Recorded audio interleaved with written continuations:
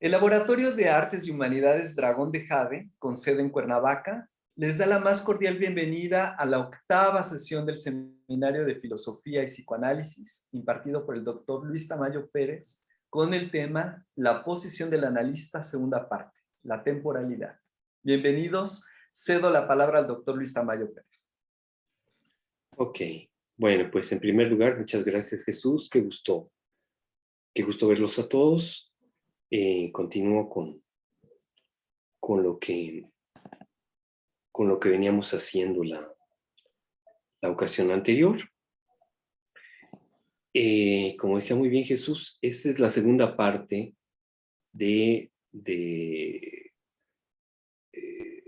sobre el tema de la posición del analista. Vemos la siguiente diapositiva, por favor. Sí, perdón. Y quiero comentar muy rápidamente, hubo un seminario la semana pasada, el fin de semana pasado, por parte de Georges-Henri Melenot, en la Ciudad de México. Y me gustaría hacer un pequeño comentario al respecto, porque sé que varios de ustedes estuvieron presentes en el seminario y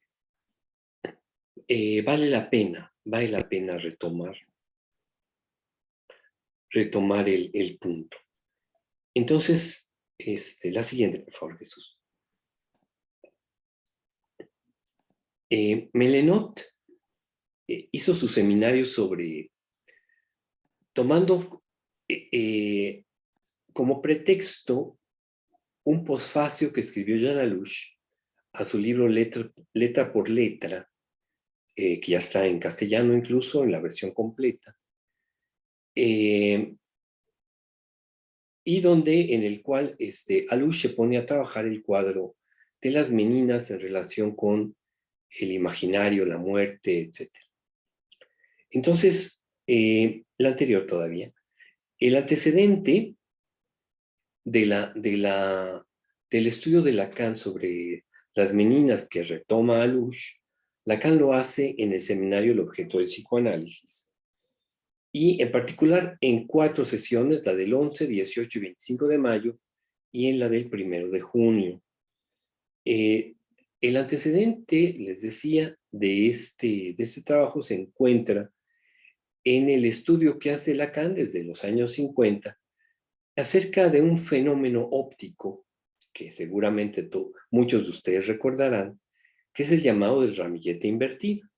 El esquema viene ahí, lo pueden ver ustedes. Se trata, vean el esquema, a la izquierda hay un espejo cóncavo, y hay una especie de mesita enfrente del espejo cóncavo, y un florero que está pegado a la mesita, invertido. Y las plantas están, digamos, con su tallo completas, arriba de la mesa. Pero si se fijan, hay un ojito puesto arriba del espejo cóncavo, y ese ojo a lo que está dirigido es a un espejo. Y el ojo lo que ve, ese ojo, exactamente en ese ángulo, lo que ve en el espejo es el florero puesto en el ramillete. O sea, el ramillete está adentro del florero. O sea, el ojo que está ahí ve la imagen que está hasta la derecha, es decir, de un florero que tiene adentro el ramillete. Lo cual es muy curioso, porque el florero, como ya lo dije, en realidad se encuentra pegado abajo de la mesita. Es por un efecto óptico derivado del espejo cóncavo que hace que el haz de luz, que los vectores de luz den la impresión, ¿no?, en ese ángulo específico de que está el florero arriba de la mesa y las flores adentro de él. Este fenómeno llama mucho la atención de Lacan, porque muestra un objeto, ¿no? Un objeto que el ojo ve ahí y que no está ahí, una imagen virtual. Esto le da mucho para pensar acerca de qué, de la cualidad visible, invisible del objeto. Vemos la siguiente, por favor. En la siguiente diapositiva, pues, ustedes aprecian este famoso cuadro que se encuentra en el Museo del Prado, que es precisamente Las Meninas, que es un cuadro paradójico. Es un cuadro que Foucault lo retoma en Las palabras y las cosas, precisamente preguntándose, como muchos que ven este cuadro, haciéndose la pregunta de qué es lo que está pintando Velázquez en su cuadro, ¿no? Y que ha dado mucha tinta en los estudiosos de la perspectiva. Y entonces algunos decían, bueno, lo que pasa es que lo que está pintando Velázquez es un espejo, porque además no se ve, no se aprecia con claridad, pero si ustedes afinan un poquito la mirada, se darán cuenta que hasta el fondo de la sala se encuentra un espejo, otro espejo, se encuentra un espejo, ¿m? En el cual hay dos figurillas, y la historia dice que son las del rey Felipe y la reina. Entonces, algunos dicen, hay dos hipótesis, que son las grandes hipótesis planteadas. La primera es que habría un gran espejo frente a Velázquez, y entonces lo que él está pintando es precisamente la imagen que está en el espejo, por eso hay el autorretrato, y las dos sirvientas, las meninas, y la infanta Margarita, que es la que está ahí, la enana Barbola, ¿sí? Barbola, María Barbola, el perro, el otro enanito italiano, y los dos personajes que están medio perdidos atrás, y el que está saliendo por las escaleras. Entonces, esa es la primera hipótesis. Se está pintando una imagen especular a partir de un espejo que tiene Velázquez enfrente. El problema que tenemos con esa propuesta es que, si ustedes lo piensan un poco, Velázquez estaría entonces mostrando que él es zurdo. Ajá. ¿Por qué? Porque la imagen especular, como ustedes recuerdan, invierte las imágenes, invierte la imagen, invierte lo que está a la izquierda, está a la derecha, etcétera, en el objeto reflejado. Entonces, si en el cuadro se ve Velázquez con el pincel en la mano derecha, implicaría que él verdaderamente lo tendría en la mano izquierda y por tanto sería zurdo. Y la historia no indica absolutamente nada en ese sentido. Entonces, esa es una cuestión que hace rechazar esta idea. Luego aparece la otra hipótesis de que quien está pintando es al rey y la reina, que es lo que se refleja en el espejo trasero, y que bueno, que sería eso lo que está pintando, lo cual también genera cierto resquemor, en primer lugar, porque el cuadro que tiene ante sí Velázquez es un cuadro de grandes dimensiones, no como los cuadros que hizo también del rey y la reina. Y en segundo lugar, porque imaginen que están parados el rey y la reina ante esta multitud de personajes, pues obviamente lo que se vería en el espejo, pues serían primero, en primer plano, las espaldas de todos esos personajes, y en segundo plano, al rey y la reina. Y eso no se ve en el espejo de atrás. Lo cual, pues, hace dudar también de esa posibilidad. Entonces, Lacan lanza una hipótesis, y es de que lo que está pintando Velázquez son las meninas. Está bien. Vemos la siguiente.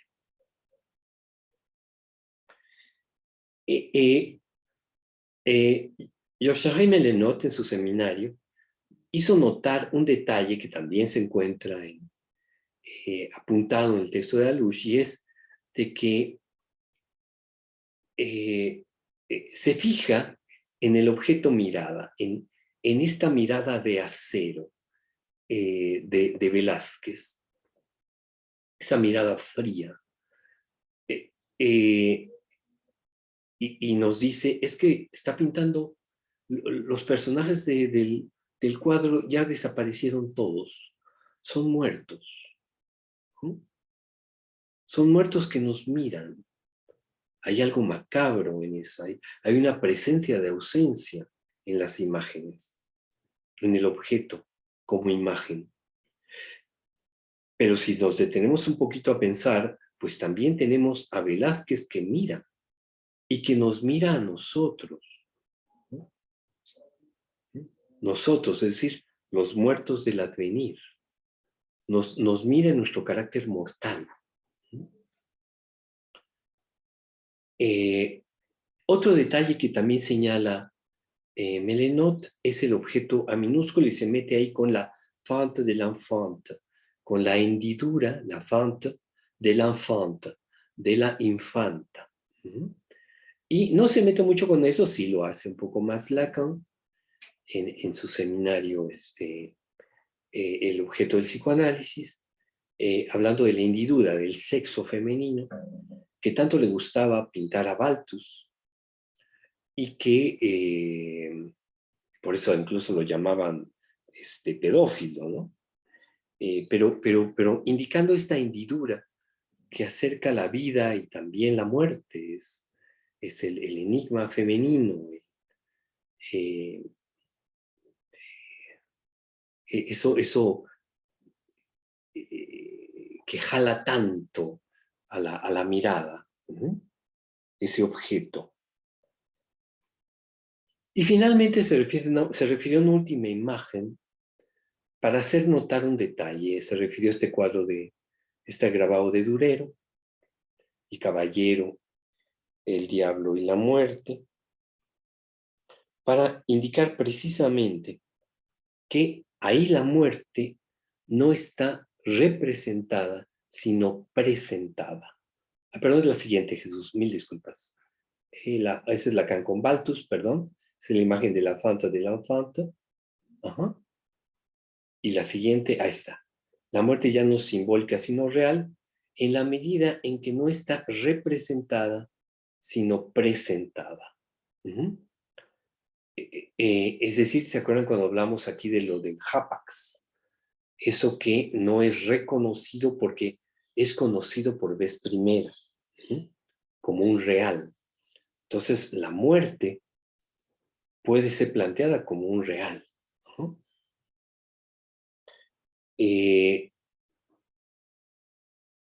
Pero la muerte, y esto fue una cosa que indicó también claramente Melenot, no es algo,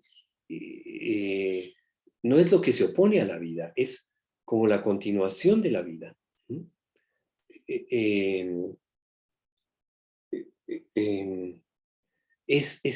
Es algo que todo el tiempo está. Somos nosotros los que no queremos verla y la consideramos como algo ajeno a la vida, cuando en realidad la muerte está presente de manera continua. Continuamente están muriendo células nuestras y renovándose. Y bueno, la muerte forma parte de nosotros, y eso es algo que es propio del objeto, en este caso el objeto muerte, algo que está presente como ausente, ¿no? Que es un carácter, ya lo vimos la vez pasada, propio de la verdad, que al mostrarse se oculta, ¿no?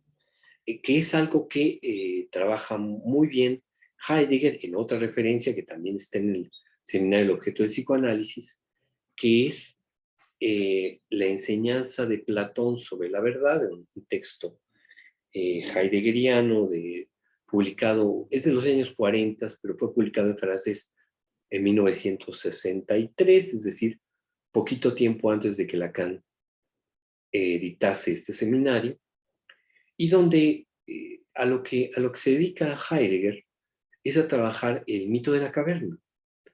Retoma el mito de la caverna que se encuentra al final de la República de Platón, y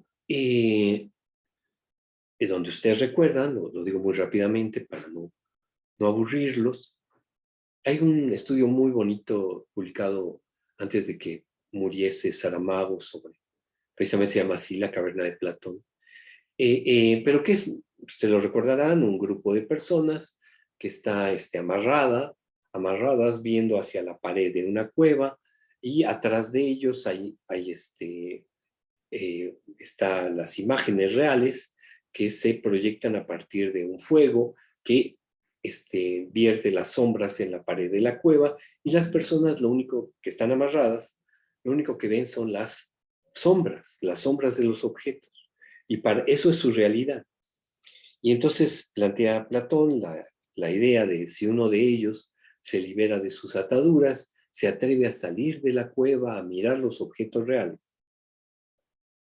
Y bueno, además de la ceguera inicial, se puede ustedes imaginar, cuando descubre la verdadera, digamos, realidad y regresa con los que están atados no van a querer saber nada de él, porque lo van a considerar alguien, un alucinado, alguien que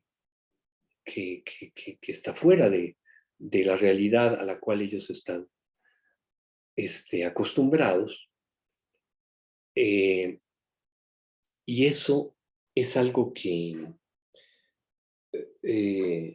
tiene mucho que ver con lo que Lacan venía planteando y desarrollando, en el sentido de cómo el real no es algo a lo cual los seres humanos estén habituados a mirar. Es por eso que Lacan diferencia claramente entre la realidad, esta entidad simbólico-imaginaria, ¿no? Porque nuestra realidad está llena de eso, de símbolos, de palabras, y también de imágenes, de colores, de formas. Pero hay un tercer elemento en el ternario lacaniano, que es el real, que es eso que no queremos ver de esa dimensión que no queremos ver, que es la que porta precisamente la muerte, la catástrofe, eso que irrumpe, eso que rompe. La siguiente, por favor. Bueno, y entonces el objeto A es el objeto, es ese objeto que que también al mostrarse se oculta, que solamente puede estar en el horizonte, que es inaprehensible, es lo que va a establecer en este seminario Lacan como el objeto del psicoanálisis. Ahora sí, la siguiente, por favor, Jesús. Bueno, ahora voy a tratar a partir de este pequeño resumen del seminario de Melenot. Vuelvo al tema del tiempo como objeto del psicoanálisis. Y para establecerlo, comienzo con esta cita que me parece muy precisa de San Agustín en las Confesiones, donde dice: ¿qué cosa es el tiempo? Si nadie me lo pregunta, yo lo sé. Pero si quiero explicarlo a quien me lo pregunta, confieso que no puedo. O sea, es simple. Ustedes deténganse ahorita y piensen, ¿qué es el tiempo? Y estoy seguro que van a tener la misma perplejidad que mostró San Agustín. Es un concepto de difícil aprehensión, es un concepto esquivo. ¿Qué es el tiempo? O sea, normalmente uno entiende qué es el tiempo y puede decirle a alguien: llegaste fuera de tiempo. Incluso se utiliza para hablar del clima en castellano, no en todas las lenguas. Pero incluso hay varias maneras de hablar de él: cronos, eón, kairos, en la antigüedad clásica, tempus temporis en latín. O sea,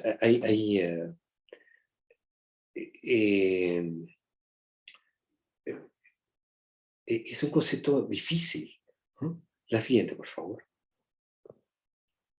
Entonces, recuerdan, yo lo señalé la vez pasada, cuando hablamos del tema del sujeto, que Alush, en su artículo Presencia del psicoanalista, suscitación del objeto, publicado en Artefacto número 1, hace una indicación muy precisa. El sujeto es una consecuencia de su acto, ¿no? Es el acto el que hace al sujeto. Y ese acto necesariamente es temporal, ocurre en el tiempo, ¿no? Y esto, cuando yo digo esto, un acto ocurre en el tiempo, todos ustedes van a decir, pues sí, claro, pero sigue estando la pregunta, ¿y qué es esto del tiempo? ¿No?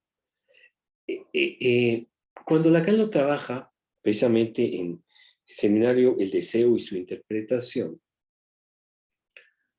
y cómo el acto determina al sujeto, lo trabaja a partir del caso de Hamlet. Esta tragedia de Shakespeare, en la que ustedes recordarán, se trata del príncipe de Dinamarca, Hamlet, el cual, un momento dado, recibe la visita del espectro, del ghost, que es el espectro de su padre, el cual le dice que fue asesinado por su tío y que después ese mismo tío se va a casar con su mamá, con la mamá de Hamlet. En una cosa tan rápida que, como dicen en la tragedia, las viandas del duelo, de la ceremonia del duelo por la muerte del padre, del rey, el padre de Hamlet, se sirvieron todavía calientes en el matrimonio de la madre con el tío de Hamlet. Entonces,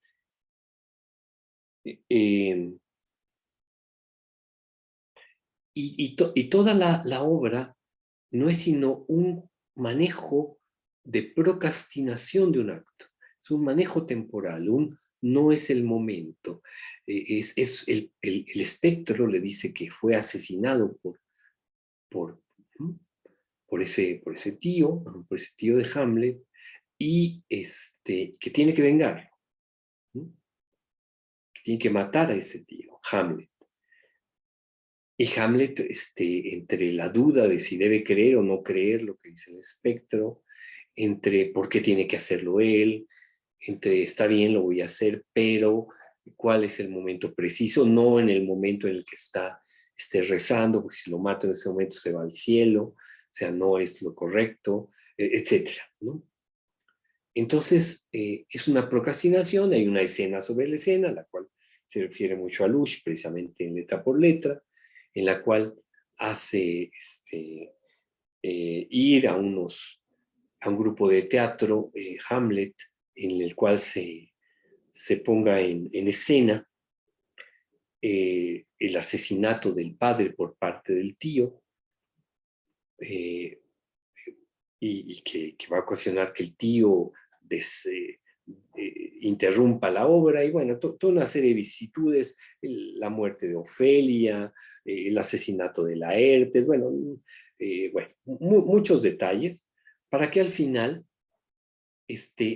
Hamlet solamente ante la conciencia de que está a punto de morir, porque una espada que él mismo había envenenado, que había hecho un matadero, que ya lo había tocado a él esa espada, por tanto que iba a morir, solamente entonces puede matar a su tío. Pero reitero, es toda una serie de procrastinaciones, de manejos temporales. Y bueno, me brinco lo del Edipo. La siguiente, por favor. Ok. Entonces, estábamos en cómo entender este asunto del tiempo. A esto la filosofía le ha dedicado mucha tinta.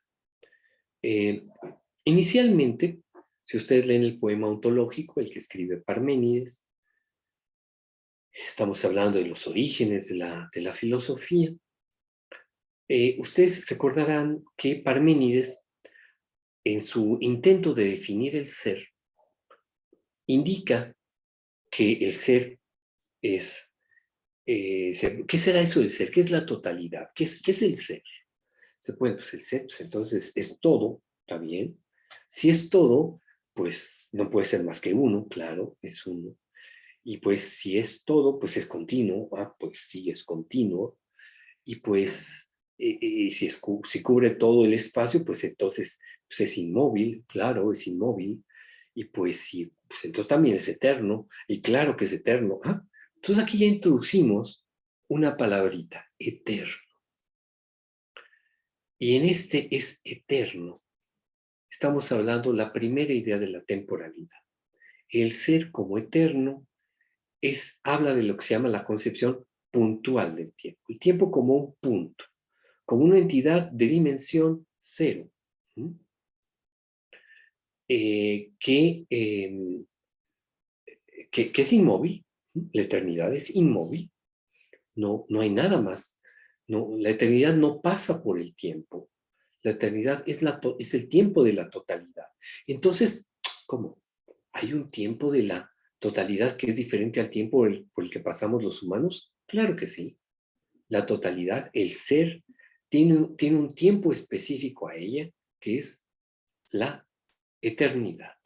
El tiempo no es sino, la eternidad no es sino el tiempo fuera del tiempo. ¿No? El tiempo entendido como lo que pasa por el tiempo.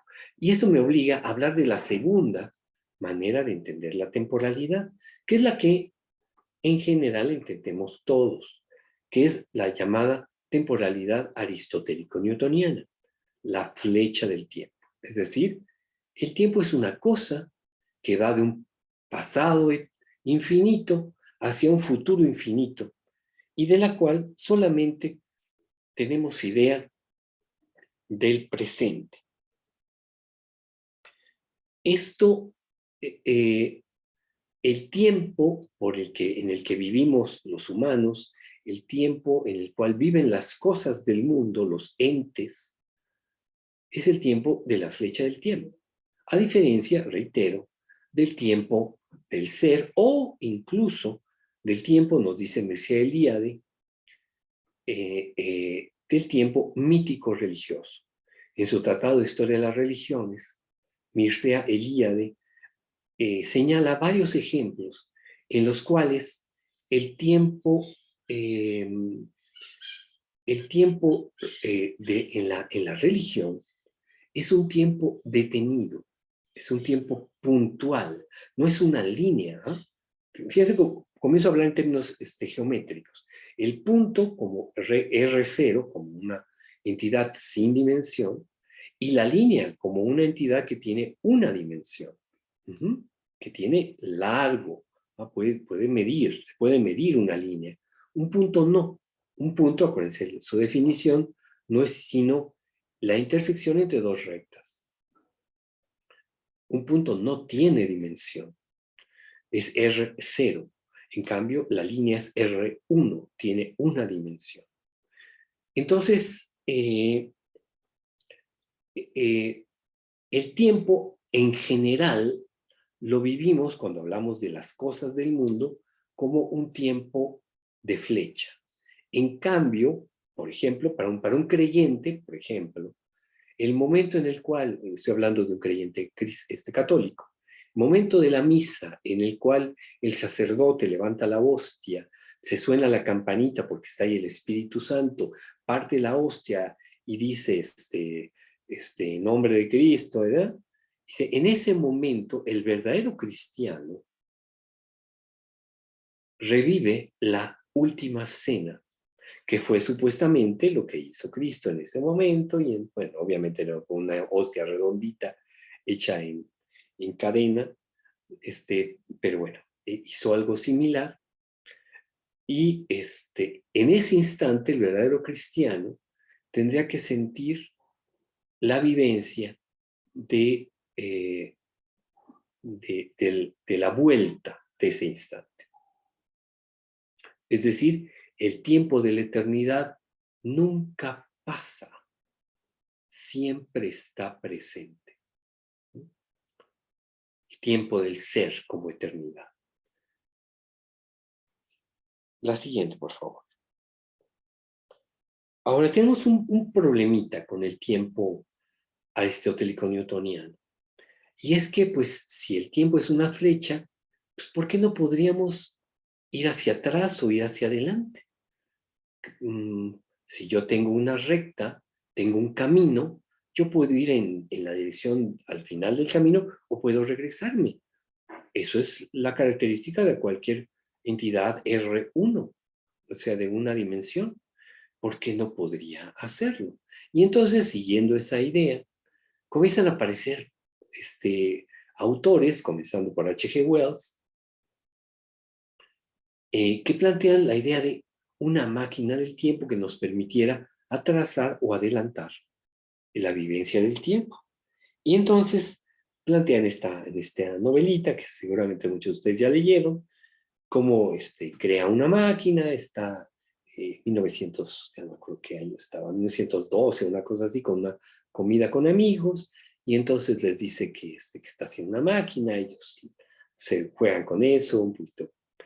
Y después desaparece y aparece casi inmediatamente después, pero todo cambiado, medio golpeado, etcétera, y cuenta, o sea, en poco tiempo, o sea, pero cuenta, o sea, desapareció unos cuantos minutos, no me acuerdo, poquito tiempo, pero él cuenta que se fue al futuro y regresó del futuro. Llegó hasta el año, bueno, primero se fue poco tiempo y luego, bueno, son varios viajes. Final, el último que hizo fue hasta el año 802.701. Y ahí encuentra una humanidad terriblemente degradada. La superficie de la Tierra estaban los que se llama Eloi, que era una especie, ¿cómo decirlo? Como de ganado, de entidades humanas, pero que no pensaban gran cosa, eran como taraditos. Y los que sí pensaban eran subterráneos, los Morlock, que además eran malos, y se comían a los Eloi que vivían en la superficie. Pero bueno, es interesante la cuestión, da lugar a muchas películas y todo esto. Pero lo que muestra es la fascinación humana por el control del tiempo, por el anhelo de reparar eventos pasados, ay, si yo hubiera hecho diferente en esa ocasión, mi vida sería diferente. Y claro, esto también lo maneja de manera muy bonita Borges en un cuento que se llama El jardín de los senderos que se bifurcan, porque la vida no es sino eso, es un camino en el cual se van tomando decisiones, se van haciendo actos que van generando diferentes sujetos.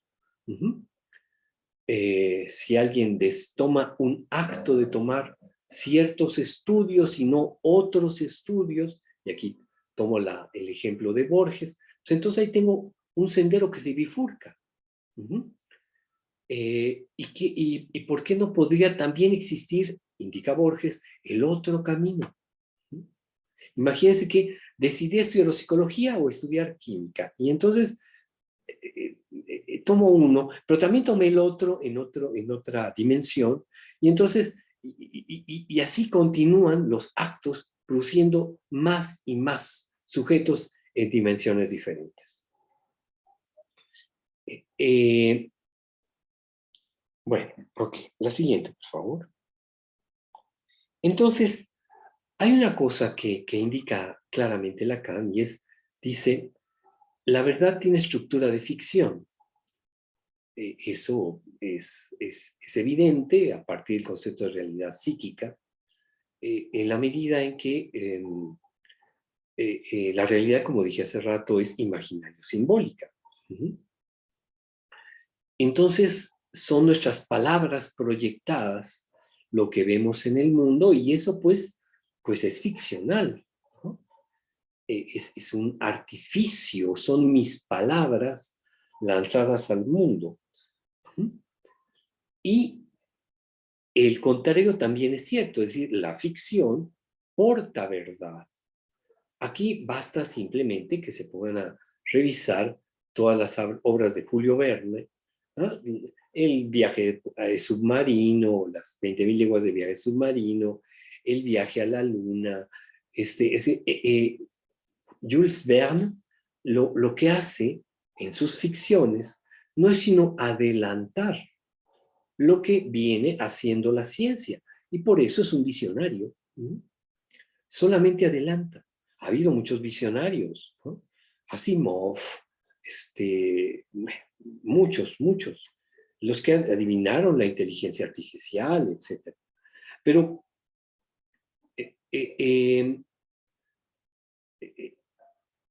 la cuestión es que las ficciones lo que hacen es adelantar lo que la ciencia va a presentar. Y aquí tenemos un problema. ¿Por qué? Porque tal como indica la física relativista, una máquina del tiempo, tal como la pensó H.G. Wells en su ficción, es imposible de construir por una razón. Y es que para poder avanzar en el tiempo, sea de manera retrógrada o hacia el porvenir, se requiere que se alcance la velocidad de la luz. Y el problema es que cuando una cosa, ¿no?, una masa, avanza en la dirección de alcanzar la velocidad de la luz, los 300.000 kilómetros por segundo, lo que se genera es simplemente, aquí dudé, son metros o kilómetros, pero bueno, lo que se genera es que la masa crece en cantidades tan enormes que no se puede alcanzar. No se puede, es imposible para una masa avanzar a la velocidad de la luz. Entonces, eso hace, en consecuencia, imposible la construcción de una máquina del tiempo. Claro, luego llegaron los otros que hablaban del espacio curvo y hablando de los hoyos de gusano, etc. Pero no me quiero meter en eso, me quedo solamente con las primeras tesis de la física relativista, y que indicarían precisamente que esta ficción sería imposible de construir. Entonces la pregunta es, a ver, ¿no habías dicho, siguiendo a Lacan, que la verdad tiene estructura de ficción y por ende toda ficción porta verdad? ¿Por qué en este caso esa ficción, la de la máquina del tiempo, no portaría verdad? ¿Dónde estaría entonces la verdad de la cual esa máquina, esa idea de la vuelta en el tiempo, pudiese ocurrir? ¿Cuál es la verdad que sostiene esa ficción? Ahorita voy entonces a responder a esta pregunta. La siguiente, por favor. Antes de responder entonces a cuál es la verdad de la ficción de la máquina del tiempo, me quiero detener en otras ideas de la temporalidad también planteadas al interior de la filosofía. Ustedes saben, el primer texto que escribí precisamente se llamó La temporalidad del psicoanálisis, que fue mi tesis de maestría en filosofía, que la hice bajo la dirección del doctor Ricardo Guerra, y que bueno, estudié con mucho cuidado estos planteamientos. Y después de la concepción puntual, es decir, del tiempo como eternidad, o la concepción lineal, el tiempo como una flecha de un pasado infinito hacia un futuro infinito, la flecha aristotélico-newtoniana, hubo otra manera de entender el tiempo, que es la que se van a encontrar en Platón, Aristóteles, San Agustín, Spinoza y también en Kant, que es aquella filosofía que ve al tiempo como doble, es decir, las llamadas concepciones mixtas del tiempo. Es decir, pongo el ejemplo de Kant, que es quizás el más comprensible. Kant plantea que hay dos mundos, el mundo de la esfera moral y el mundo de la esfera sensible. Dice, mientras el mundo de la esfera sensible, el mundo, digamos, donde están las cosas de la naturaleza, ocurre que el tiempo sigue la idea de la flecha del tiempo newtoniana. En el mundo moral, en el mundo de las ideas, ahí el tiempo no pasa. ¿Ah? Las ideas son eternas. Y aquí retoma la idea platónica que ustedes recuerdan de que las ideas son eternas. Precisamente en donde dice Platón, en el mundo de las ideas. Entonces, con esta dualidad, permite a Kant y a los filósofos anteriores resolver este asunto de un tiempo que se muestra de dos maneras. Hay otra manera cercana a la planteada por la flecha aristotélico-newtoniana, que es la que van a desarrollar tanto Nietzsche en su idea del tiempo cíclico, como textos muy antiguos, los Vedas, o incluso en los planteamientos de Heráclito. Nietzsche va a hablar del eterno retorno de lo mismo. El tiempo como cíclico, como una serpiente que se muerde la cola. Va a indicar Nietzsche que en la historia todo se repite. Esto se lo van a encontrar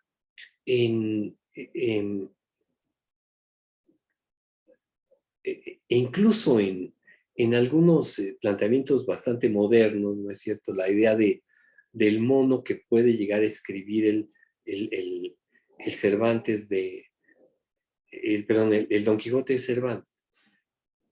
La idea es esta, si yo tengo un grupo de monos y los pongo ante ordenadores y los dejo que tecleen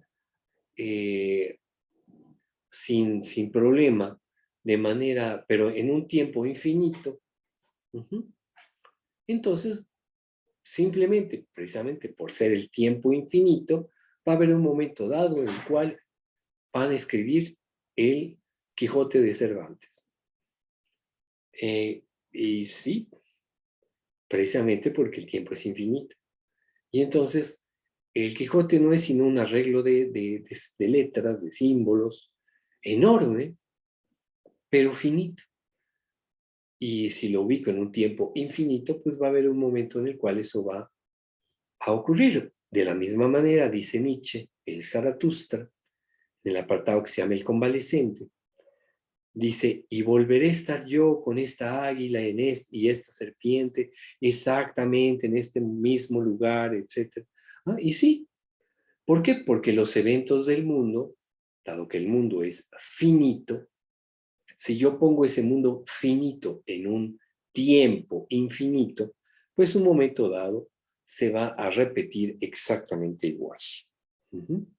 Que es un poquito también la misma idea de la historia que se repite, que se encuentra en El mundo como voluntad y representación de Schopenhauer.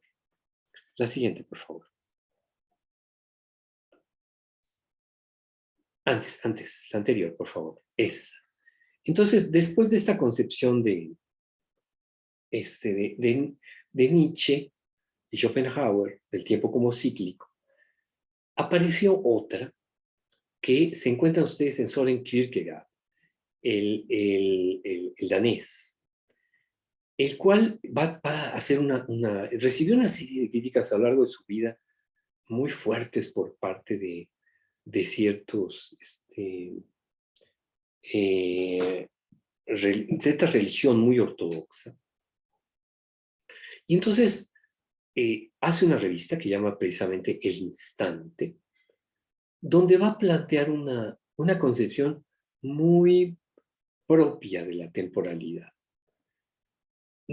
que suena a una concepción mixta, pero no es exactamente ella. Lo que plantea Kierkegaard es que cuando vivimos en el mundo, vivimos en un mundo donde la flecha del tiempo rige, y las cosas pasan por el tiempo, pero al morir ingresamos a la eternidad. ¿Sí? Esta es la idea de repetición, ciertamente también Gregorio, pero aquí lo que plantea es que cuando muere la persona, entra a la eternidad. Y entonces no es que, o sea, que los humanos vivamos en lo sensible y es el mundo moral para las ideas, no. Lo que plantea Kierkegaard es que vivimos en el mundo, en la experiencia del tiempo, de la flecha del tiempo, mientras vivimos, pero al morir ingresamos a la eternidad, al tiempo de la eternidad, al tiempo sin tiempo. Ahora, en estos planteamientos, lo que tenemos es, se pueden dar cuenta ustedes, desde que la posición parmenidea, donde el ser era tiempo, el ser era eterno y al origen, ahí el ser y el tiempo están unidos. Pero después de la posición parmenidea, el ser se separa del tiempo y el tiempo se convierte en una cosa ajena al ser. Las cosas, los entes del mundo, no el ser, perdón, soy cuidadoso, los entes del mundo pasan por el tiempo, por un tiempo que puede ser una línea o puede ser un círculo, ¿ah? O se puede perder en la eternidad, pero pasan por ese tiempo. Hay una escisión entre ser y tiempo. Bueno, las tesis de los llamados relacionistas, y aquí pongamos a Leibniz, a Hegel, y la lectura de Einstein, por supuesto, también es una posición relacionista, que implica una ruptura del tiempo absoluto newtoniano. ¿Por qué? Porque el tiempo depende del ser. El ser y el tiempo están de alguna manera relacionados, de manera dialéctica, dice Hegel. El ser es tiempo y no es tiempo a la vez. Aquí, bueno, aquí es la concepción complicada un poquito de explicar, que es la idea dialéctica, pero quizás la podemos entender más fácilmente si lo pensamos en términos de la física relativista. Aquí el ejemplo es uno muy bonito que plantean los estudiosos del tema, y disculpen la simpleza, aquellos que tengan una formación científica más rigurosa. El ejemplo que da Einstein es el siguiente, dice: imagine que tengo un tren que va a una velocidad enorme, a una velocidad casi la de la velocidad de la luz. Y casi tiene que ver con lo que les dije antes. Una masa no puede ir nunca a la velocidad de la luz porque incrementaría su volumen de manera infinita. Entonces, va casi a la velocidad de la luz. Y yo tengo dos observadores, uno adentro del vagón del tren y otro afuera del vagón del tren. Y entonces tengo dos luces, una que está a la entrada del vagón del tren y la otra al final del vagón del tren. Y ahí, no sé, el tren mide, no sé, ¿qué quieren? Ese vagón mide 50 metros, 100 metros, es grande. Y entonces yo tengo para el observador interno del vagón, él aprieta un interruptor y se prende la luz de inicio y al final del vagón exactamente al mismo tiempo. Pero para el observador externo, se ve primero la luz que está más cerca de él y después la otra. Porque el tren va casi a la velocidad de la luz, ya lo dije. Entonces, esta diferencia indicaría, fíjense que lo interesante, que dependiendo de la posición del observador, el tiempo se ve como instantáneo para el que está dentro del tren o como con un decalage, como con una cierta separación para el observador que se encuentra afuera del tren. Entonces, uno dice: espérate, entonces el tiempo depende de la posición del observador. El tiempo no es ese absoluto, esa flecha que corre absoluta, como decía en la diapositiva de hace 2 momentos, en la frase newtoniana. No es cierto. Lo voy a decir ahorita. No la puse. No, sí. en la frase newtoniana que dice matemáticamente, de los Principia Mathematica, matemáticamente el tiempo absoluto y verdadero, por su propia naturaleza, fluye de la misma manera, sin relación alguna con ninguna cosa externa. Esto, pues, ya no sería válido. ¿Por qué? Porque dependiendo de la posición del observador, el tiempo se vería diferente. ¿Ah? Entonces depende el tiempo de la posición del observador. Sí, y va a haber muchos ejemplos de esto en la física relativista. La siguiente, por favor. Esta posición de la vinculación ser y tiempo aparece en la filosofía de la manera mejor desarrollada, para mí, al menos en mi lectura, en los planteamientos de Martin Heidegger, precisamente en su libro Sein und Zeit, Ser y Tiempo. Ajá. En este texto, es un texto muy interesante porque toda la primera parte, él lo que hace es plantear las cualidades de ese que soy en cada caso yo mismo, lo que él llama el Dasein, del cual les hablé la vez pasada, este ser ahí y aquí, este ente que soy en cada caso yo mismo, que porta la totalidad, que porta el ser aquí, que porta el ser ahí, aquí, ¿ah? Que es un representante de la totalidad, ese que está pensando, este que soy yo. Bueno, este Dasein es tiempo, y dice, no está en el tiempo, sino que es tiempo. Un tiempo compuesto por tres elementos, ¿no? El advenir, lo que adviene, el futuro, digamos, el sido, lo pasado, y el presente.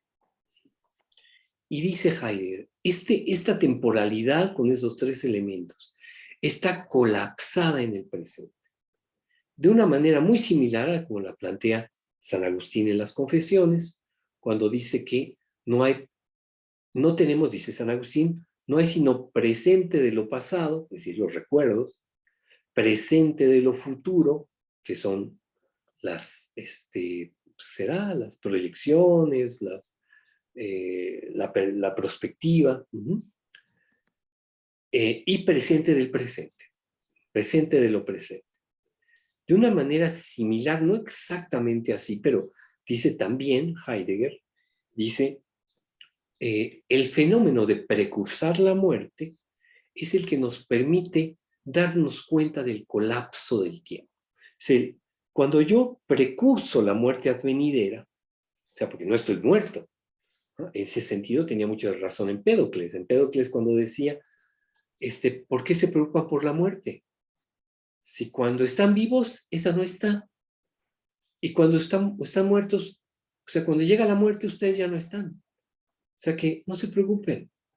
La muerte no hay de qué temerle.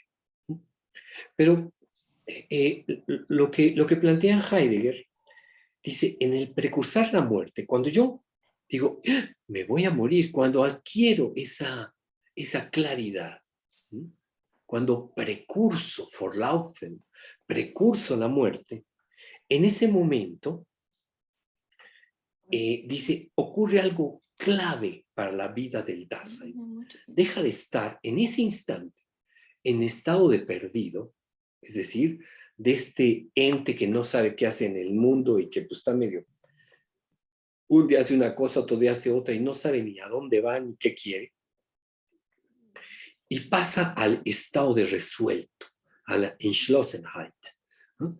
Es decir, pasa a por reconocer que va a morir y que tiene el tiempo limitado, entonces puede decir, quiero hacer esto con mi vida. Es una consecuencia de precursar la muerte, dice Heidegger, que el Dasein se lance a su proyecto, ¿sí? Y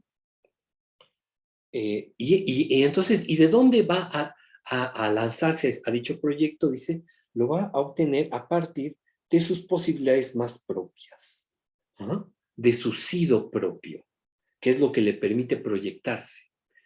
La proyección no es sino el sido lanzado hacia adelante. Eso está en total correspondencia con lo que plantea precisamente una alumna de Heidegger, se llama Agnes Heller, en su teoría de la historia, donde dice que no solamente que el futuro y el pasado están en el presente, sino que el futuro no es sino el pasado proyectado hacia adelante. La siguiente, por favor. Ahora, tenemos otra idea de entender la temporalidad, que esta la pueden derivar de la obra de Freud. No es monolítica la idea de temporalidad en Freud. Ustedes se van a encontrar, por una parte, lo que indica en la Traumdeutung, en la interpretación de los sueños, donde habla de un inconsciente como atemporal. Lo deriva precisamente de la cuestión de que en los sueños uno puede tener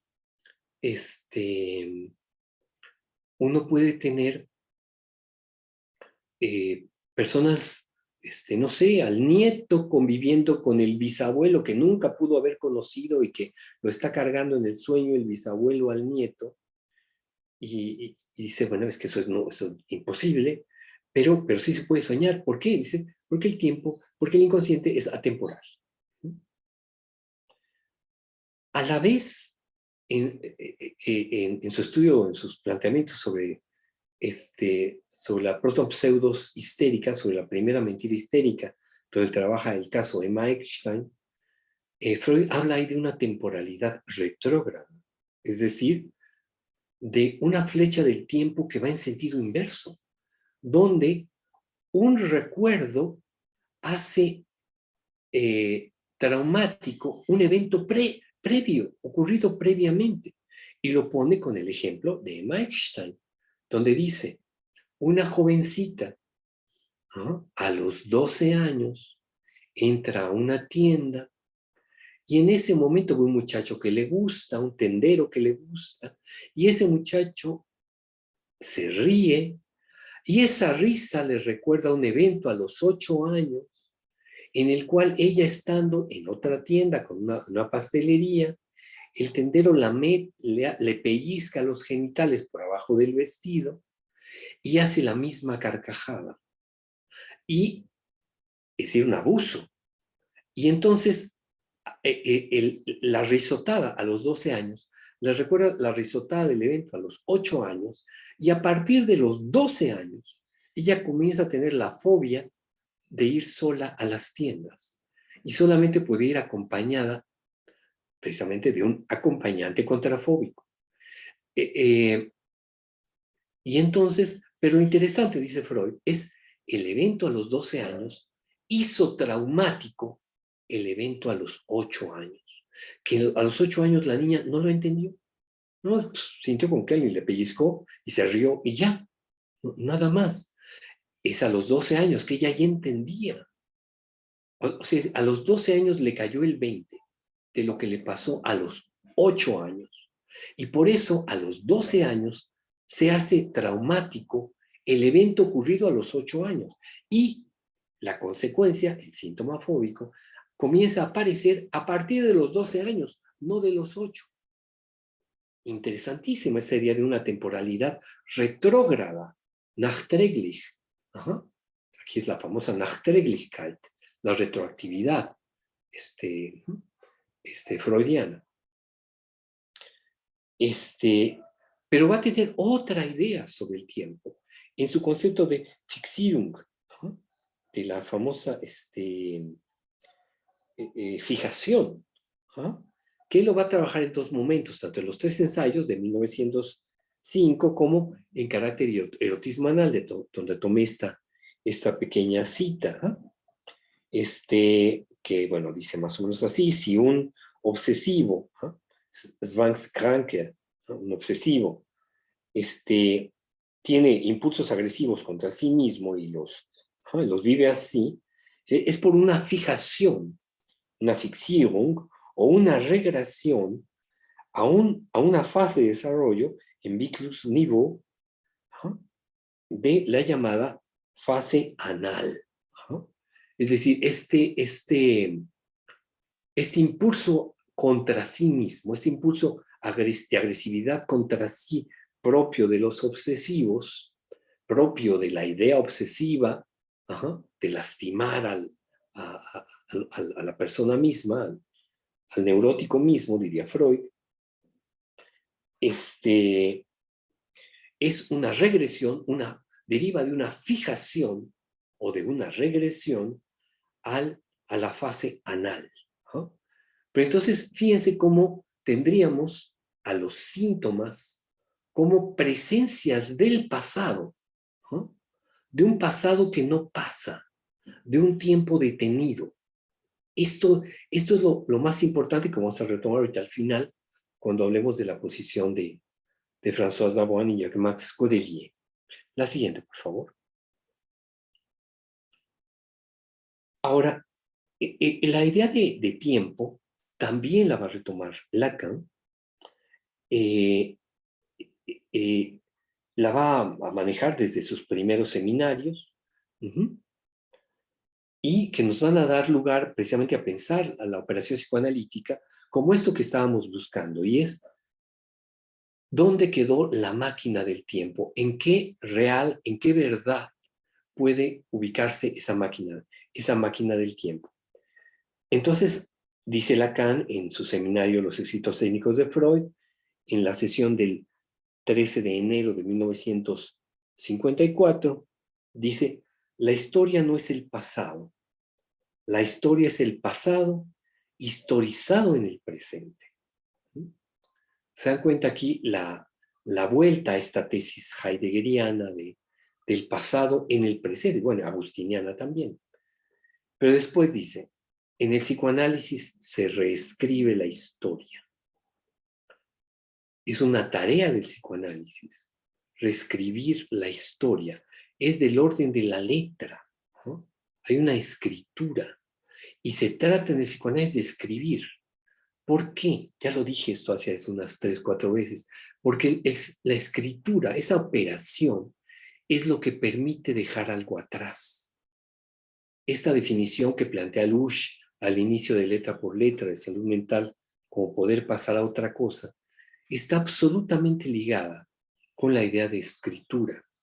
Cuando algo se escribe, y el psicoanálisis para reescribir la historia, cuando algo se escribe puede quedar atrás. La siguiente, por favor. Esto también lo trabaja en el texto sobre el tiempo lógico. El tiempo lógico y el acepto de certidumbre anticipada, un nuevo sofisma de mí, que es un texto escrito en 1945 y retomado en los escritos de 1966. Este texto, y permítame que lo resuma un poco rápido, es un texto de Lacan para hablar del tema del tiempo. Comienza hablando, y sobre todo el tiempo del acto, aquí soy muy cuidadoso, el tiempo del acto, se pone a hablar de un sofisma, un jueguito lógico, y dice lo siguiente. Se imagine que tenemos 3 prisioneros, y entonces que yo los elegí, o sea, yo director de la prisión, para hacer este juego lógico, y los elegí porque pues venían ciertas cualidades, cierta inteligencia, etc. Y entonces les digo, tengo permiso para liberar a uno de ustedes. Y va a ser liberado aquel que logre resolver este sofisma. Es un juego lógico. No se vale, obviamente, que le digan, tengo aquí 5 círculos, 3 negros, 3 blancos y 2 negros. 3 círculos blancos y 2 círculos negros. Se les va a pegar uno al azar, no sabemos cuál, si blanco o negro, en la espalda. Aquí no va a haber ninguna manera de reflejarse de ninguna forma, no hay ningún espejo, ni nada por el estilo. Tampoco está permitido, además por propio interés, no se vale que le digan al otro el color que tiene. Y el que encuentre una razón lógica mediante la cual sepa cuál es su color que tiene en la espalda, es el que va a poder salir de la cárcel. Y entonces Lacan comienza el sofisma. Y aquí reitero el nombre que le da Lacan, le da sofisma, es decir, no es un argumento válido, es un sofisma, ¿eh? Pero bueno, okay. Hecha esta precisión, continúo con la narración que plantea Lacan. Y entonces dice, entonces cada uno de los prisioneros se les coloca un círculo blanco. Ellos no saben qué círculo tienen, pero a los tres se les pone el círculo blanco, un círculo blanco. Y entonces cada uno de los prisioneros piensa, bueno, yo no sé qué círculo tengo, pero si yo estoy viendo a los otros que tienen dos círculos blancos, y piensa A, el prisionero A. Si yo tuviera un círculo negro, el prisionero B pensaría, bueno, yo soy B y no sé qué círculo tengo, pero estoy viendo que A tiene un círculo negro. Y B piensa, le voy a enseñar mi círculo a C. Si C quiere salir corriendo para decir, estoy viendo dos negros, en ese momento yo puedo ir y decir, yo soy negro. Y lo puedo deducir del acto de correr de C. A ver, lo reitero. A piensa, estamos en el pensamiento, estamos en la cabeza de A. A no sabe qué color tiene de círculo en la espalda, pero A piensa, sí, yo estoy viendo a B y C como negros, perdón, como blancos, y solamente hay 3 círculos blancos, los otros 2 eran negros. Entonces, yo pienso, si yo fuera negro, B, que no sabe qué color tiene, B estaría viendo a mí negro y a C blanco. Y entonces B pensaría, si yo fuera negro y yo le muestro mi espalda a C, que yo lo veo blanco, pues C tendría que decir, nada más había 2 círculos negros y ya lo tiene estos 2 mensos. Yo soy blanco a fuerza, entonces tendría que irse corriendo. Y entonces le tengo que ganar la carrera B, ganar la carrera C para decir, yo soy negro. ¿Y por qué lo sé? Por este idiota que se puso a correr al verme a mí y yo ya habiendo visto a que es negro. Sí se capta. Entonces, es un jueguito de pensar, de ponerse en la mente del otro. Y entonces dice Lacan, pero ya lo dije, es blanco. Entonces piensa, si B fuera negro y yo fuera negro, entonces C saldría corriendo. Pero C no sale corriendo. Entonces, y B tampoco se mueve al mirarme a mí. ¿Esto qué quiere decir? Que yo soy blanco. Y entonces me encamino a la salida. Pero al encaminarme a la salida, tanto B como C se mueven. Y entonces, ¿qué hace esto? Me hace detener. ¿Por qué? Porque yo derivé mi afirmación de que B y C no se movían. Y si se movieron, quiere decir que no están tan seguros. O sea, que no es seguro lo que estoy pensando. Entonces, aquí lo importante es que Lacan ubica la importancia, y es lo que le quita la cuestión de sofisma al asunto. Lacan introduce la escansión suspensiva, detenerse en el camino hacia la salida, como la razón por la cual al final los 3 a una se acercan con el director que está a la salida y le dicen, somos blancos. Es un poquito más complicado, por favor lean el texto, pero lo más importante de esto es que Lacan ubica a la escansión suspensiva, la escansión temporal, como la clave para la definición del sujeto. Esto es clave, porque es otra manera de decir el sujeto es tiempo. Esto que había dicho, ya lo dije, en 1927, Heidegger.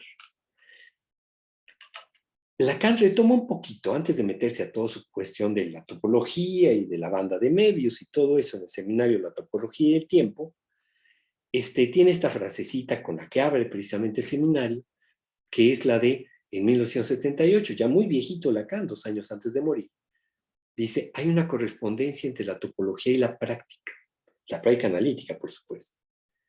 Y esta correspondencia consiste en el tiempo. ¿No? Es el tiempo mismo el que enlaza el trabajo topológico que hizo en ese seminario Lacan y la práctica clínica. Vuelve a dar al acto el estatuto temporal. Es algo que no varió desde 1945, desde que escribe el texto sobre el tiempo lógico, hasta 1978. Es algo que se mantiene. La siguiente, por favor. Entonces, el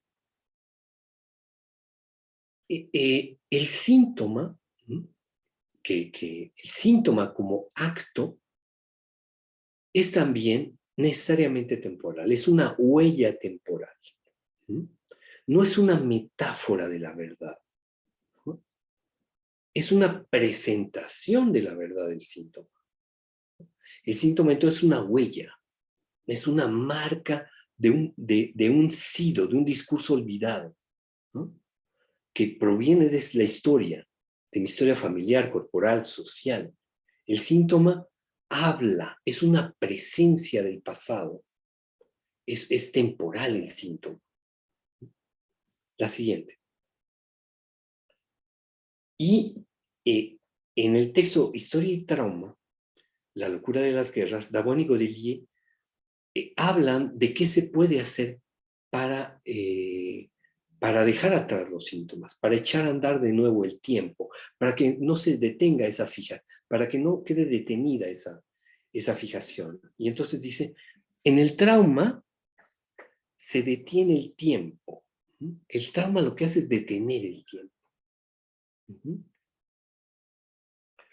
Y ocurre entonces la explosión sin metáfora de las garantías de la palabra, y la deconstrucción de todas las referencias deja al sujeto que se ve confrontado en ellas en un estado de extrañamiento y soledad absoluta respecto al resto de los lazos que hasta entonces le eran familiares.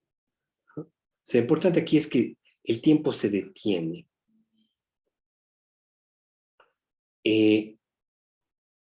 Y continúa. Es en esos relatos en que el proceso analítico fracasa. El hallazgo y la interpretación siempre se fundan en un pedacito de historia que escapó a la historia con mayúscula, a la historia grande, la historia de los pueblos. Actualizada en la transferencia, ese pedacito a veces permite que el tiempo vuelva a ponerse en marcha. La operación del psicoanálisis al revés de Davoine y Godelier, lo que buscan es precisamente que el tiempo se vuelva a poner en marcha, que esa marca del pasado deje de estar deteniendo la historia del sujeto, y que no es otra cosa que lo que plantea Lacan en su tesis de reescribir la historia. Reescribir la historia implica retomar esos eventos, replantearlos de otra manera y, sí, claro, pasar a otra cosa. Pasar a otra cosa respecto a ellos. En comprenderlos en su situación, comprender qué es lo que llevó a que ocurrieran, ¿no? Y eso es lo que permite dejar atrás esos síntomas que son, reitero, huellas de un discurso olvidado. Entonces, para terminar, la siguiente, por favor. Podemos darnos cuenta cómo la experiencia analítica no es ajena a esta temporalidad heideggeriana, que definimos como temporalidad colapsada, donde el pasado está en el presente. Por supuesto, como discurso olvidado, como marcas del pasado, y que al reescribirlas, al retomar, reescribir ese pasado se echa a andar otra vez el tiempo, ajá, y aparece el proyecto futuro. Se orienta el futuro. Ajá. Y aquí doy un paso más. Si los humanos viviéramos en la flecha del tiempo newtoniana, donde el pasado es intocable y el futuro también, ¿cómo podría tener algún efecto el acto analítico? El acto analítico tiene efectos y puede producir cambios subjetivos precisamente porque somos tiempo, porque el tiempo no está, no es intocable hacia el pasado y hacia el futuro, están en el presente. Está el presente del pasado, como dice muy bien San Agustín, y está el presente del futuro, pero todo está en el presente. Y es ahí donde se puede reescribir la historia. Es el acto analítico, el acto de cambio subjetivo es posible precisamente porque el sujeto es tiempo. Ajá.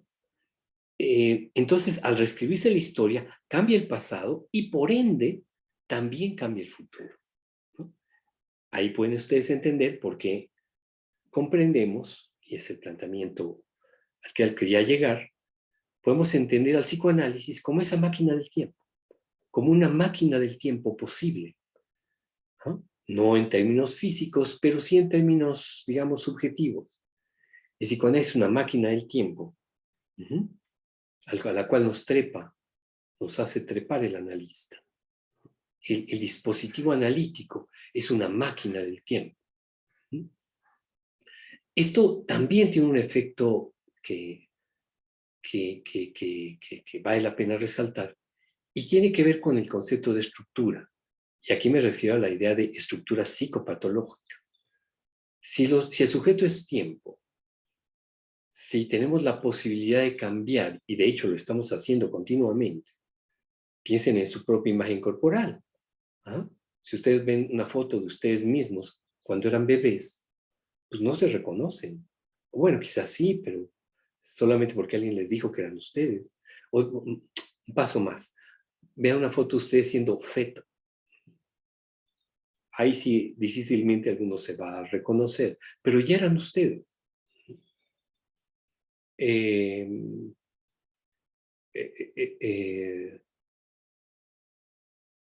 Han cambiado mucho. Y uno cambia a lo largo de la vida. La imagen corporal cambia, es histórica. Es mucho más, se sostiene más la otra identidad, la que no es imaginaria, sino la simbólica. La identidad, en tanto nombre propio,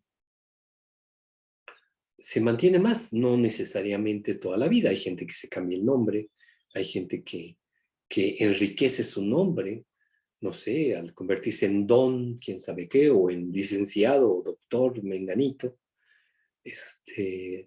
pasa a tener un nombre diferente, o con un mote, el Chacal de Tacuba, o etcétera.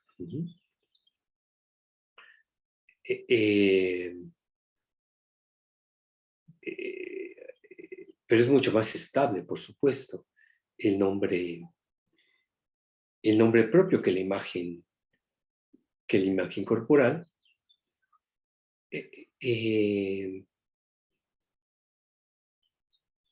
Pero es ahí también donde se muestra cómo los actos son los que nos determinan en tanto sujeto. Son los actos los que nos hacen, los que producen nominaciones diferentes. Cuando Goyo Cárdenas comete sus crímenes de mujeres, se convierte en el Chacal de Tacuba, y es como se reconoce por muchas personas en la actualidad, ¿no? Adquiere ese nombre a causa de su acto. Pero bueno, en fin, creo que es la última, la siguiente. Sí, ya es la última. Ok, bueno, no sé si hay alguna...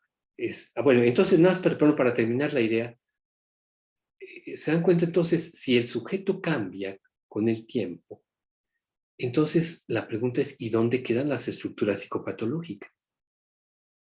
Que Mengano es neurótico, psicótico, perverso.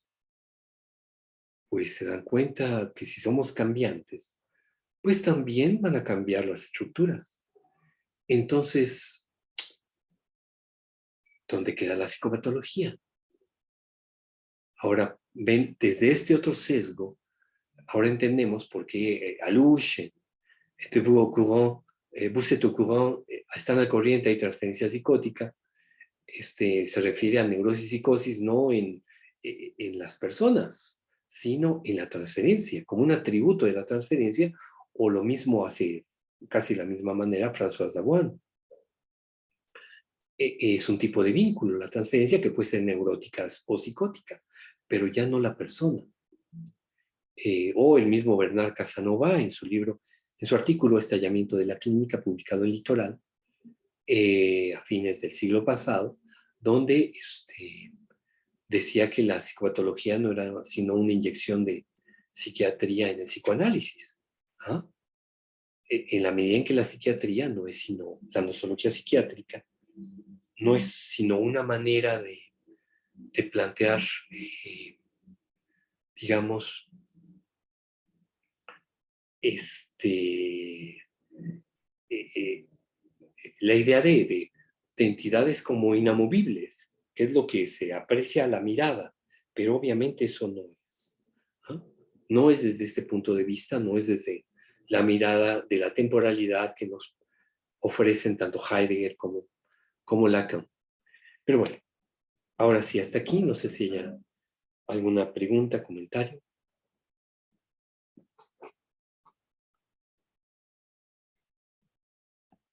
Si pueden levantar la mano. Luis, en mi caso yo quiero preguntarte, me sigue sorprendiendo esta reflexión del tiempo y no dejo de pensar en la metáfora, en el mito de las Moiras, con su relación de justicia y destino. Y esa es una pregunta que me gustaría hacer, porque en relación a todo lo que mencionas, ¿dónde queda el destino? ¿Es parte del proceso del paciente o para sanar? Me pregunto yo. Esa Ya, ya, idea de destino, ¿en dónde se sí, inserta? Sí. sí. Mira, esto lo trabaja muy bonito precisamente Mircea Eliade en su Tratado de Historia de las Religiones, cuando habla precisamente de las moiras. Las moiras están en el tiempo mítico religioso. Acuérdate, el destino, ni siquiera los dioses podían escapar al destino, ¿no? Si recuerdas el mito o la historia que narra de Edipo, Edipo precisamente cuando va con la Pitia y la Pitia le dice, lárgate de aquí, vas a matar a tu padre y te acostarás con tu madre, lo que horrorizado lo que hace Edipo es no volver a Corinto. ¿Por qué? Aquí la pregunta es ¿por qué? ¿Ah? Bueno, pueden ser varias cosas. Acuérdate que lo que decían las Pitias era siempre oscuro. ¿Ah? Por eso requerían un profeta, uno que diese una lectura a lo que ellas decían. Pero en el caso de Edipo fue tan irruptivo, ni siquiera casi ya estaba entrando y ya lo corrió la Pitia. ¿Ah? Entonces, eh, eh,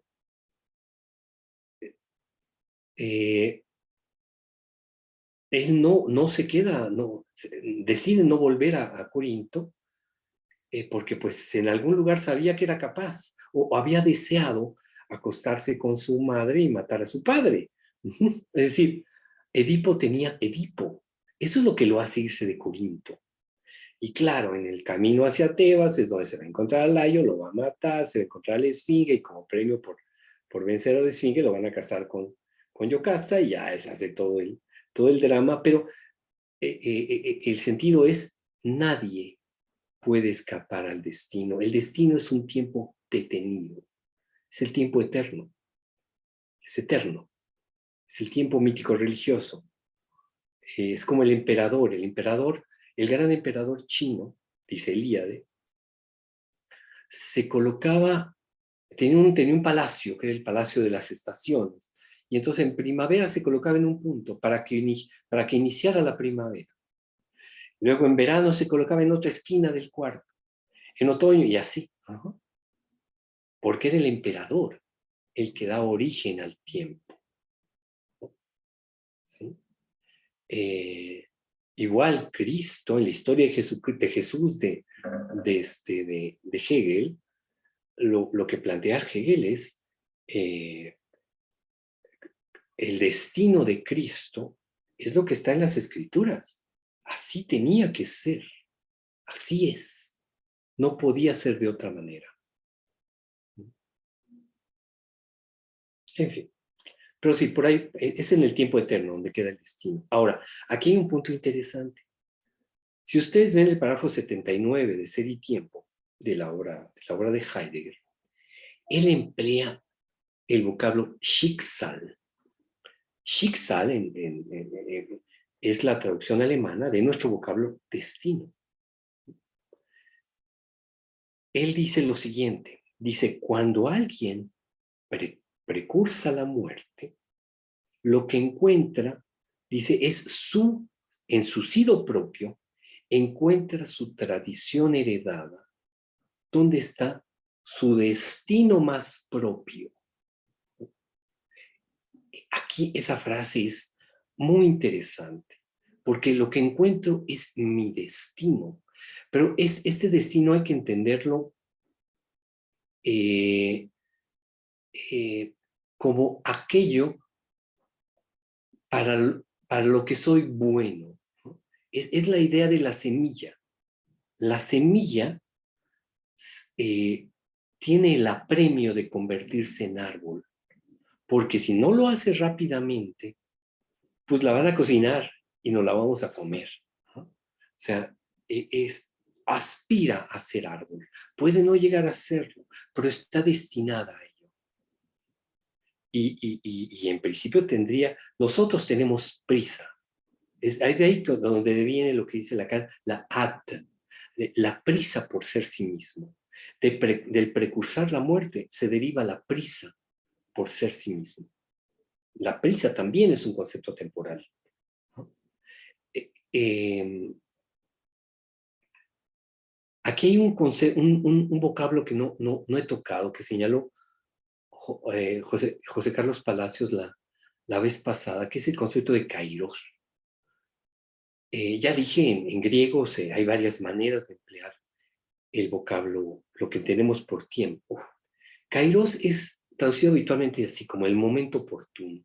Lacan lo trabaja en relación al momento de la interpretación, el momento del timing correcto para hacer la interpretación. Y va a decir varias frases al respecto. En el discurso de Roma dice, por ejemplo, el analista no interviene demasiado pronto. Se interviene cuando el otro está a punto de dar la respuesta. Es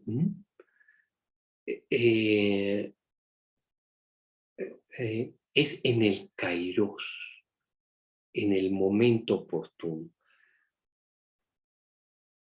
¿Cómo se determina ese momento oportuno? Y ahí es oscuro Lacan. Ahí dice, bueno, eso lo va a determinar cada analista derivado de su propia experiencia. Es ahí donde nos damos cuenta de este elemento de la práctica analítica, que es una transmisión uno a uno. Es como hablar del Satori, de la iluminación. No hay una fórmula válida para todos de cuándo se obtiene la iluminación. Tenemos relatos en los grandes maestros Zen de cómo alguien se ilumina. Uno se iluminó cuando el maestro le dio una cachetada, otro se iluminó cuando le devuelven o sea, en una verdulería, otro, o sea, es muy variable. Otro se iluminó ante la amenaza de muerte.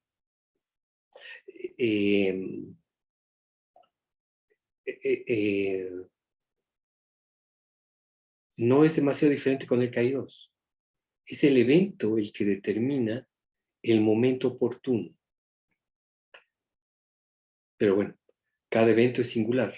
Y aquí vamos a un punto que no dije, que lo he dicho en otras ocasiones, y es de que algo que también revela la temporalidad heideggeriana es lo absolutamente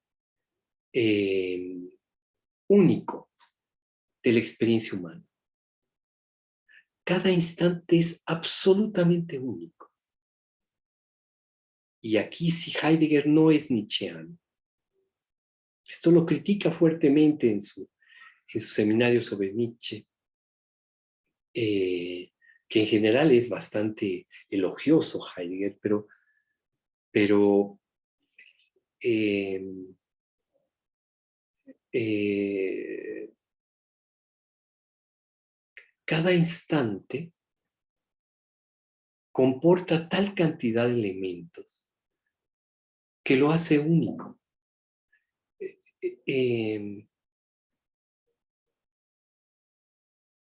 La idea de apliquemos la misma fórmula en todos los casos es simplemente ciega. El dime cómo resuelvo esto solamente sirve para cosas increíblemente simples. El mundo es por naturaleza complejo y las situaciones rara vez pueden ser resueltas con los poquitos elementos simbólicos que da la teoría. La teoría casi siempre es si no ciega, al menos tuerta. La situación es la que porta su riqueza. Y si a la riqueza de la situación se le opone, se le presenta, se le acompaña con la riqueza de la vivencia del analista, que se sabe no dueño teóricamente de la verdad, que se permite actuar lo que la situación le permite, es lo que posibilita el acto analítico. Un acto que, como ya dije hace un momento, se hace desde el no saber, por un sujeto supuesto saber, un sujeto al que se le supone el saber. Y que solamente después de haber hecho el acto se puede dar cuenta de lo que hizo, de la misma manera que muchos actos, yo lo dije como ejemplo la vez pasada, este acto de habla, yo no sé lo que digo, sino una vez que lo dije. Intenten pensar antes de hablar. No se puede. Es el interlocutor el que me hace decir lo que puedo decir. Pero bueno, ok, sería eso, Jesús. ¿Alguien más?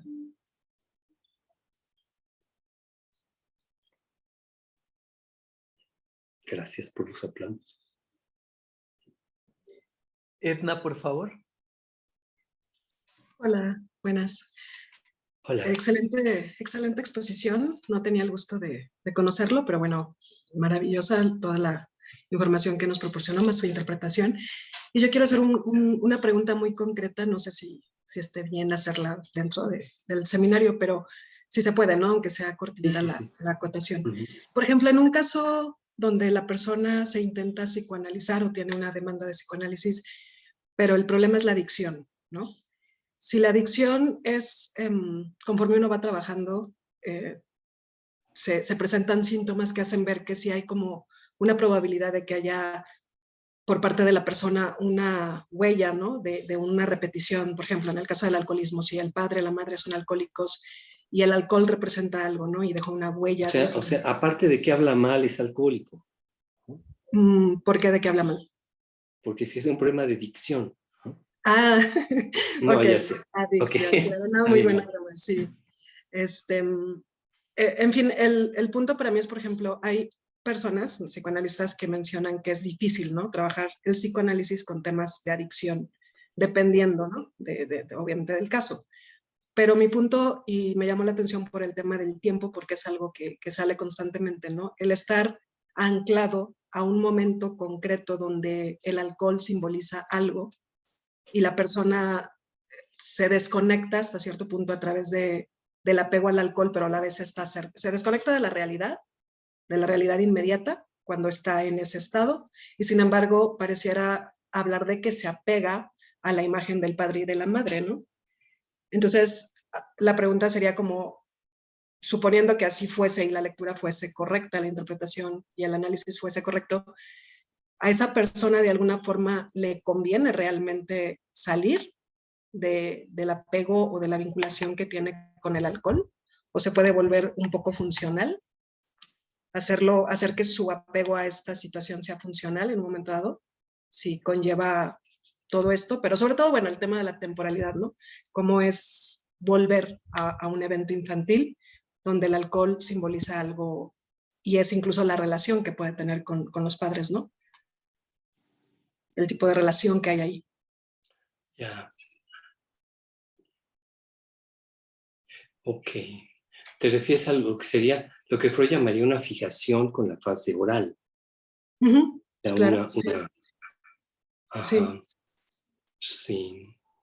Es Pero como el niño que se chupa el dedo. Freud cuando habla de la fijación oral, pone el ajá, ejemplo del niño que se chupa el dedo, como sí. una manera de seguir teniendo el seno materno cuando Uh-huh. la madre ya pues, lo mandó al demonio, ya le Sí. quitó el seno, ya lo destetó. Y entonces el niño en un intento de dejar atrás esa situación castrante, pues se mete el dedo en la boca para sentir que no le falta el seno materno. Uh-huh. Si en este caso es el alcohol el que le recuerda a esos padres faltantes, pues estamos hablando también de un síntoma que además no es cualquier síntoma. El alcohol, tú lo sabes, es una sustancia, como dicen los médicos, el alcoholismo, definido como tal, el alcoholismo es un fenómeno en el cual una persona, cuando toma una copa de vino, de tequila, lo que sea, no puede detenerse. Uh-huh.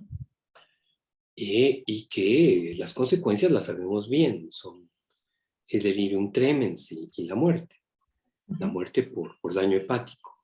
Eso, Uh-huh. precisamente porque la persona no puede detenerse una vez que inicia. Uh-huh. Entonces, eh, eh,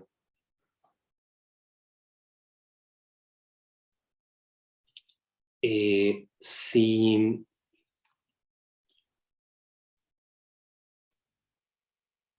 aquí hay una cosa muy importante y es, hay análisis cuando hay una persona sufriente, cuando hay alguien que quiere cambiar algo. Uh-huh.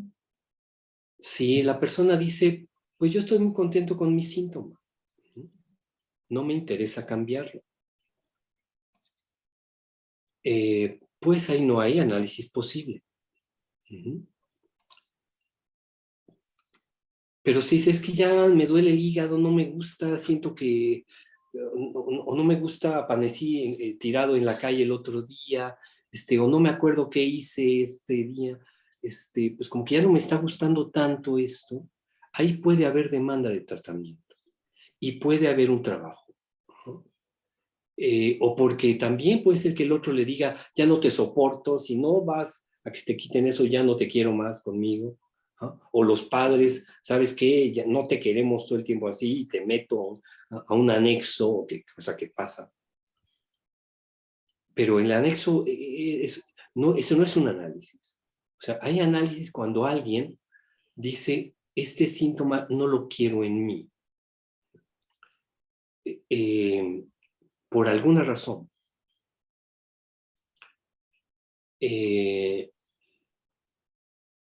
Es por eso que el alcoholismo puede motivar un tratamiento o no. No. Incluso hay muchas personas que pueden tomar alcohol de vez en cuando y que no tengan ese síntoma de no poder parar. Uh-huh. Eso, por definición, ya no sería un alcohólico, sino sería, pues una persona que a veces toma esa sustancia y no le pasa gran cosa, ¿no? eh, eh, eh,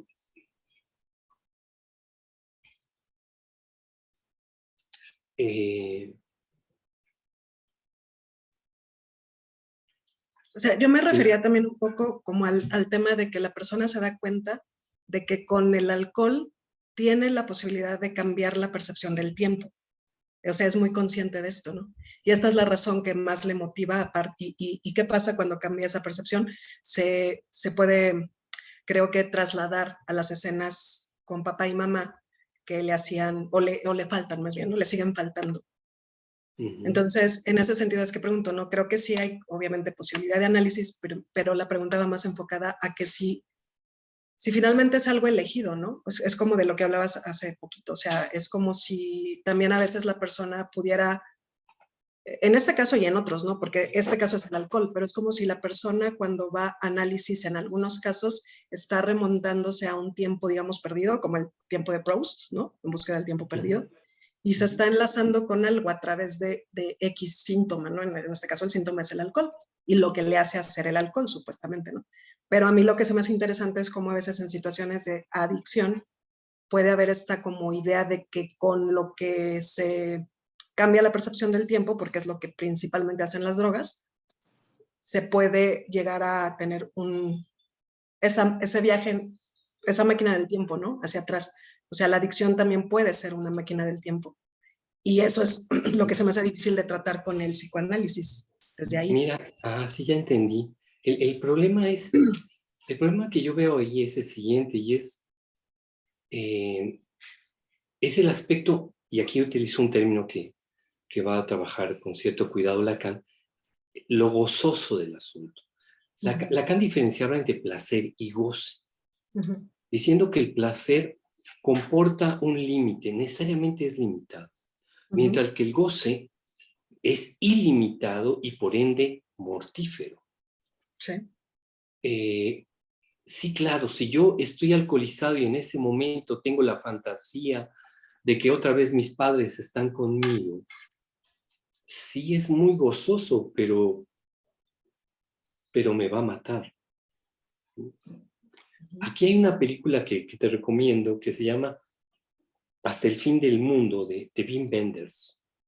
Okay. La película juega con la siguiente imagen, juega con una especie como de lentes de visión de tercera dimensión, una cosa así, ¿no? Pero que lo que estaba plasmado en ese aparato eran los sueños. Y entonces hacían sentir a la persona como que se realizaban sus sueños.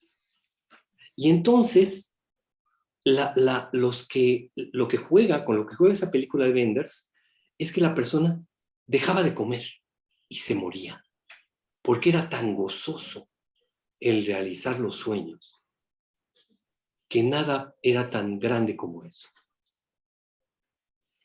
Es lo que me hizo pensar lo que me decías hace un momento, es decir, estar atrapado de tal manera por algo que pierdo mi propia vida por el no aceptar perder a mis padres. Por no, o sea, dejo de vivir mi vida por el anhelo de tenerlos conmigo, que es muy triste, pero que claramente es un síntoma, es un trauma, es un haber detenido la flecha del tiempo. Sí, así es. Ok, Muchas gracias. Sí. de nada, querida. ¿Hay otra manita o es la Y misma? Fabio, por favor. Fabio, por favor, Fabio. ¿Qué tal? Muy buenas tardes, ¿alcanzan a escucharme? Muy bien, Fabio. De acuerdo, bueno, de entrada agradezco mucho que se me haya invitado para escucharle en esta ocasión. Se me hizo llamó bastante la atención y mucho me aportó para el tema, no nada más de sostener el dispositivo clínico, sino también aspirar a la transmisión de esta temática y seguir leyendo y sostener el estudio. Y gracias a esta ponencia, bueno, a mí me nace el interés de compartir un referente de una paciente que estoy atendiendo y tiene que ver con este asunto del tiempo. ¿Cuál es el referente? Bueno, es una joven de 29 años con un diagnóstico de fibromialgia. Bueno, es algo que tiene que ver con los dolores, tanto no únicamente corporales, sino también los psíquicos. Y recuerdo que en una sesión habló de que ella y su pareja, bueno, tienen en la actualidad un poder adquisitivo bueno, que les da cierta vida de lujo, etcétera. Pero entre esos negocios está el asunto de las criptomonedas. Y pues sabe, bueno, tal vez algunos de los presentes, incluyéndome a mí, sabemos que, bueno, es una moneda que pues se presta para ciertas negociaciones riesgosas, como el tema de un posible lavado de dinero. Y entonces, después de esa sesión, me puse a investigar, bueno, de dónde deriva la etimología de Krypton. Y encontré dos referentes, que es el de oculto y bóveda. Y entonces me puse a preguntar, bueno, ¿qué estará ocultando uno de los dos en base a esto? Y en unas sesiones después, la paciente habla de un secreto que le compartió su pareja de cuando él tenía 17 años. Resulta que su actual pareja, cuando sostenía estudios de preparatoria en Aguascalientes, pues no tenía esta constante vigilancia educativa por parte de padre y madre, debido a que cada quien tenía sus labores en distintos puntos de la República. Entonces, a partir de que no tenía esa vigilancia, entonces empezó a sostener una convivencia con jóvenes con cierto poder adquisitivo y que les gustaba la vida nocturna. Y en una de esas convivencias le dice el líder del grupo de jóvenes, le dice, ¿sabes qué? Acompáñanos porque acaban de encontrar al violador de mi prima. Y él pensó que iban a ir a unas oficinas de la policía, etcétera, pero resulta que llegaron a un domicilio bastante alejado de la ciudad y tenían amarrado al presunto violador en una silla y le dicen a él, pues como yo te he invitado los tragos y la comida en esta última temporada, tienes que devolverme el favor golpeando a esta persona. Y no le quedó de otra que aceptarle los golpes porque se sentía en deuda. Hasta que de repente pues, lo hizo a contra de su voluntad y le siguieron otras personas, le siguieron proponiendo golpes hasta privarlo de su vida. Y en unos minutos después entra una llamada telefónica. Bueno, una de estas personas utilizaba teléfono móvil, ya que bueno, no todos los jóvenes tenían, y le entra una llamada telefónica donde le dicen, ¿saben qué? Nos equivocamos de violador. Y no les quedó de otra, incluyendo a este joven, de tener que tirar el cuerpo sin vida a un lote baldío. Y unas semanas después, en otra noche de antro, empiezan a tener una conversación entre varones, de que, bueno, ¿cuándo fue su primera vez de cada uno? Pero cuando le toca el turno a este joven mencionado por la paciente, refiere que nunca ha tenido una primera vez y le formulan a alguien de ellos la siguiente pregunta. No me digas así en esta forma despectiva que eres un puto. Entonces eso lo afectó y le dice a alguien, bueno, si quieres demostrar que no lo eres, entonces te vamos a traer una joven, te la vas a ligar, vas a bailar con ella, la vas a emborrachar y vas a tener tu primera vez con esta persona.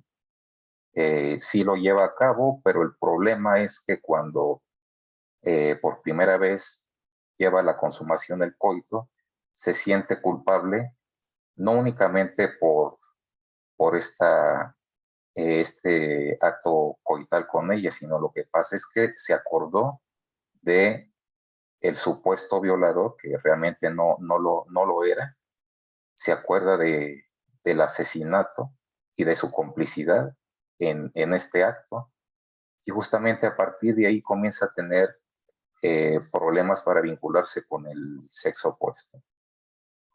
Y conforme fue pasando el tiempo, aprende a construir una premisa de que, bueno, no voy a tener otra relación coital si no formalizo una relación con una mujer. Y justamente, pues, me nació compartir este testimonio porque concuerda con todos esos elementos que nos ha compartido, doctor. Entonces, no sé si también quisiera agregar algún aporte sobre lo acontecido en este testimonio de la paciente. Sí, Fabio. Y una pregunta. ¿Es a partir del momento en el cual tiene relaciones con la bailarina que se da cuenta? Bueno, no. En este caso pienso que se dio cuenta de lo que hizo desde antes.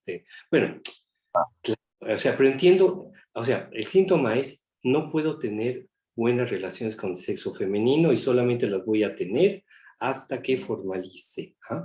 En vez de ser como otros jóvenes que pueden tener relaciones por aquí y por allá sin formalizar, él no puede. Y creo que es interesante porque suena a la Nachträglichkeit de Freud. Ay, perdón. Qué perro. Ay. Un momentito.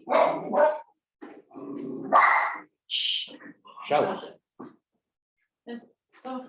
Suena a la Nachträglichkeit de Freud en la medida en que un síntoma, el síntoma posterior hizo relevante la situación anterior. Es decir, a ver, quizás estoy equivocado, pero imaginemos. No, vamos bien. Me agrada lo que está mencionando.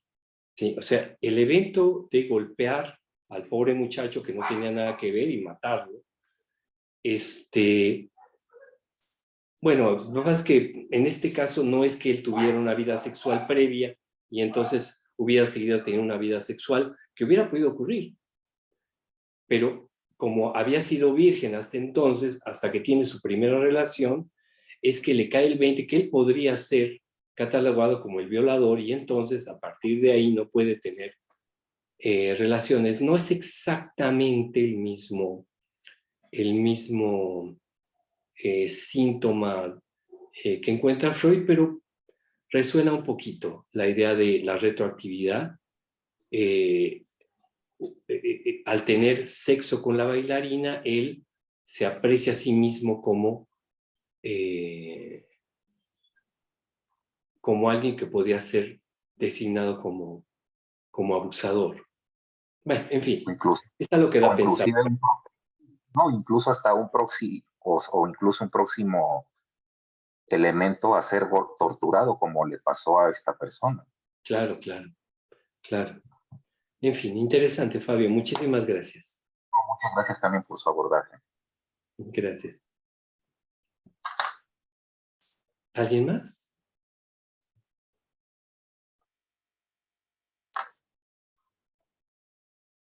Bueno, si no hay preguntas o comentarios, damos por terminada la sesión. Muchas gracias, Jesús. Muchas gracias a todos por su presencia y nos vemos en 15 días. Gracias a todos. Gracias, doctor Luis Tamayo. Muchas gracias.